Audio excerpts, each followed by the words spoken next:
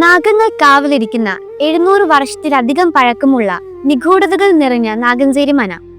കേരളത്തിലുണ്ടായിരുന്ന ഏറ്റവും വലിയ കാവ് എന്ന് വിശേഷിപ്പിക്കുന്നത് പെരുമ്പാവൂരിലെ ഇരിങ്ങോൾ കാവാണ്. ഇരിങ്ങോൾ കാവിന്റെ ഊരാൺമയുള്ള ബ്രാഹ്മണ കുടുംബമായിരുന്നു കാവിന്റെ തൊട്ടടുത്ത് വസിച്ചിരുന്ന നാഗഞ്ചേരി മന കുടുംബ അംഗങ്ങൾ. 1960-ൽ കേരളത്തിലെ ഏറ്റവും സമ്പന്നമായ മന എന്നറിയപ്പെടുന്നത് നാഗഞ്ചേരി മനയാണ്.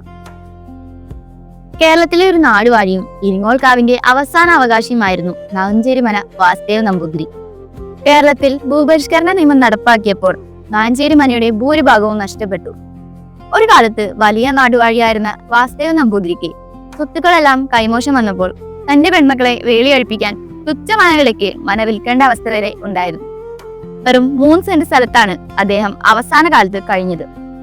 ഇപ്പോൾ മനയും പരിസരവും പെരുമ്പാവൂർ നഗരസഭയാണ് സംരക്ഷിക്കുന്നത്. ഏകദേശം 3800 ഏക്കർ സ്ഥലവും തിരുവിതാംകൂർ രാജാക്കന്മാർ സമ്മാനിച്ച 4000 ബ്രിട്ടീഷ് പവനും നാഗമാണിക്യം പോലെയുള്ള രത്നശേഖരവും നാഗഞ്ചേരി മനയ്ക്ക് സ്വന്തമായിട്ടുണ്ടായിരുന്നു.